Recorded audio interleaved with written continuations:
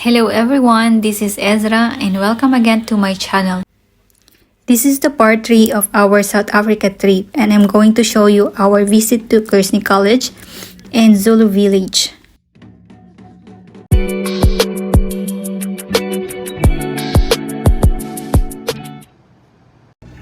After our safari trip, me and my boyfriend went to his old boarding school. I was also very excited to do this because my boyfriend has been talking about this boarding school or his boarding school ever since I met him. My boyfriend is actually half Norwegian and half Swiss, but he mostly grew up in Switzerland and South Africa. Even his dad went to this school and his uncle also. So it's their family tradition to send the boys into this school. The name of the boarding school is Kearsney Collage and it's located in Botha Hills, up North Durban.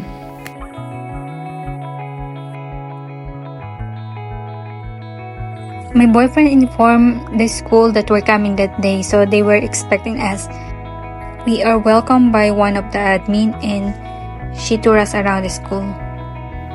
Kearsney College is a all-boys private school. It was founded in 1912, so it's around 100 years old or more than 100 years old. Oh, no, that's on the other side. Oh, other side? Okay, sorry. Charlie, what are you doing? Mr. Pearson, stop. Go to bed. Charlie? He goes to class.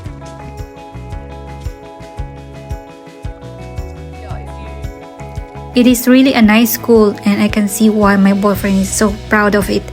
Not just the surroundings but the tradition of the school, not only to help boys to excel in their academics but also to mold them into a gentleman.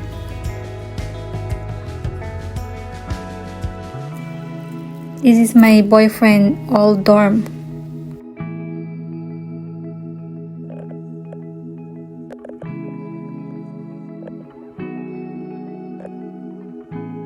When my boyfriend called them, they actually advised us to come on Friday because of the rugby game. But we really want to go that time and it's fine because it's quiet. And for sure, if we went there during the rugby game, it would have been very busy at the school and a lot of people.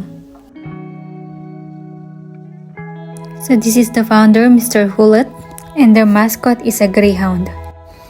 After visiting the Kearsney College, we went to Thousand Hills. My boyfriend informed me that there is a Zulu tribe here or Zulu village, so we want to visit that.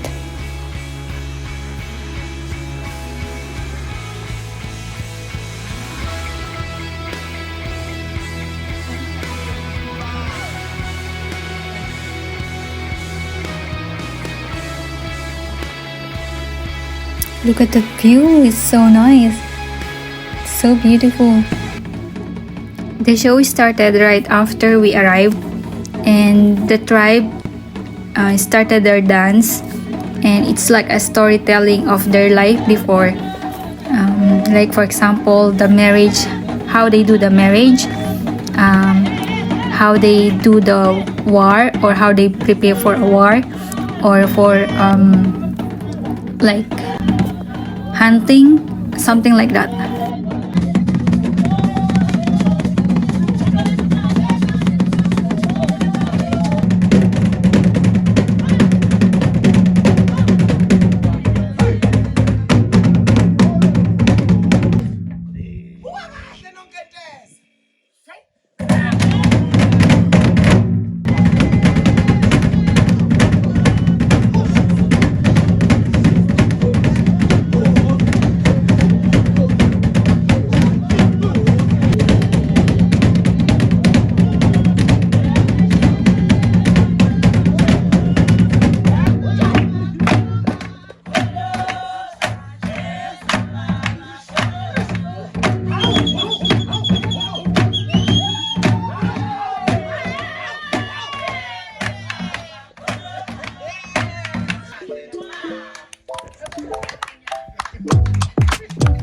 Then after the show, we go around the village, and the tour guide explained us their way of living before and all the tools that they use, the materials, and how they made it.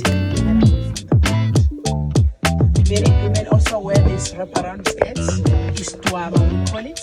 It's made out of a cow skin. They wrap it around their waist, leave it in water. Leave it for maximum 3 days to ferment. Take the sieve, the beer strainer, whisk with the beer, pour it into the sieve when it's full, twist it and squeeze it. By doing that, you're now separating the beer from the malt. We don't throw those malt away, so we keep the chickens sometimes because the chickens, they like those malt as well, like a chips. After taking those malt, you can see them laying eggs over that, making a lot of noise because they are doggy.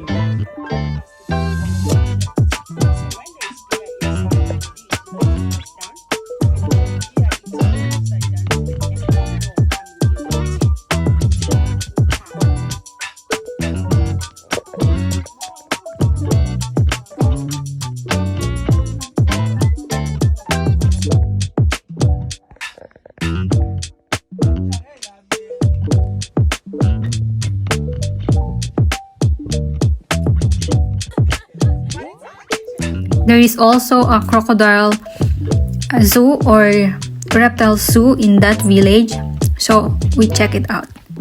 They are active. It's grazing like a cow.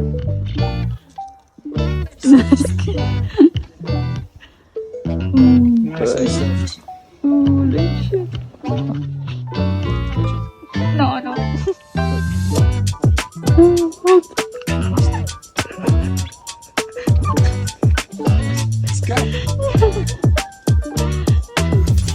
So this is a green mamba, which I'm so scared of, and this one is a black mamba. Fast arms upward to 1 year old. And all are now crocodiles. So finally, we left the reptile zoo and we went for a quick lunch before we head home.